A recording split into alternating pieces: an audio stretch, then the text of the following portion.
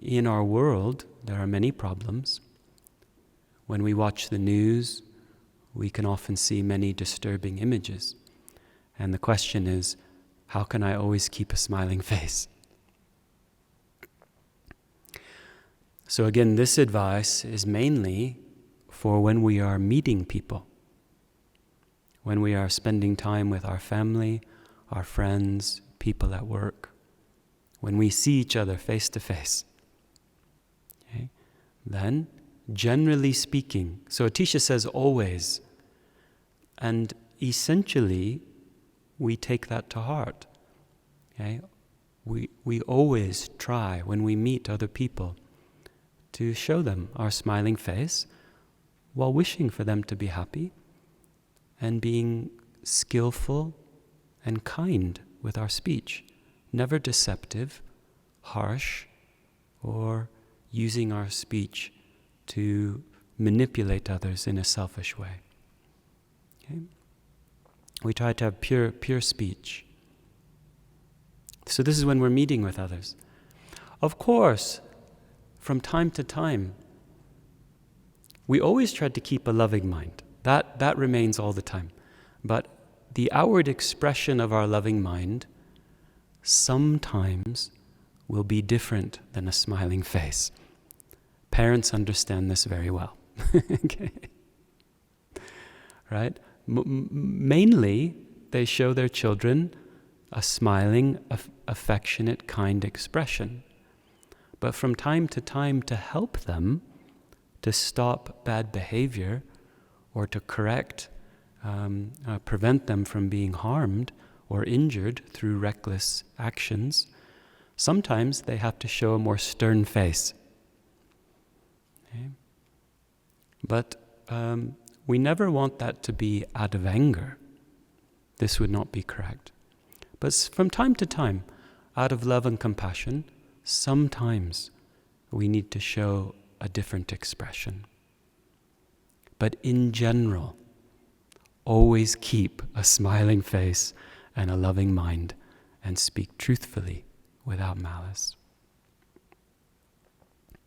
Of course, when we see disturbing images on television, when we contemplate the great suffering in our world, then we will develop a heart of compassion. We would never think of this suffering and showing a smile as if we're happy. Of course not, But as practicing Buddhists, we're not just recognizing the problem, we're immediately remembering the solution.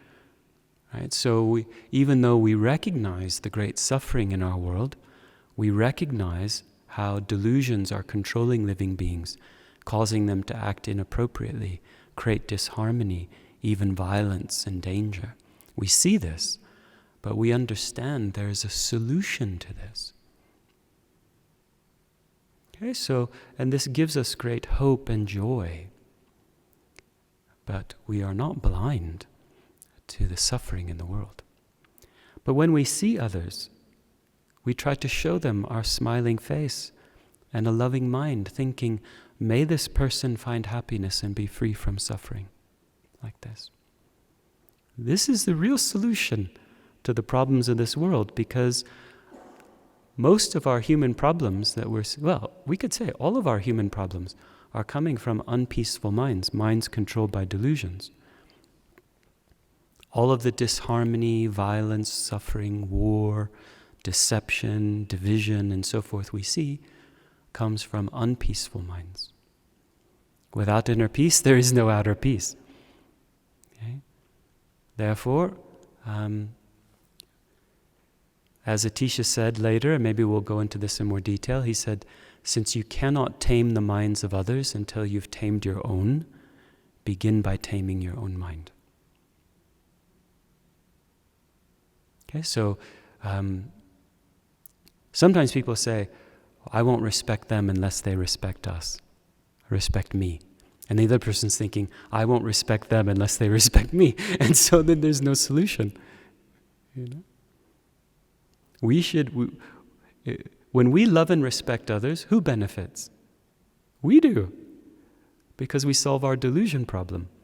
And we have a good heart towards others. Remember, Atisha said, do you have a good heart? Because whether we're happy or unhappy depends upon our state of mind, not others. Whether they are happy or unhappy depends upon their state of mind. If we show love and respect to others, they will show love and respect to us back. This is natural. But if we disrespect others, we show them mean faces, we disregard their wishes, or we pursue our happiness at their expense, then how will people love and respect us? There will only be disharmony. This is very clear.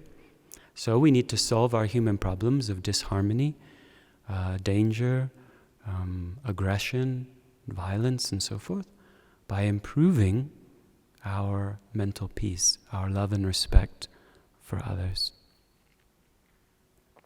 We can do this by practicing Atisha's advice.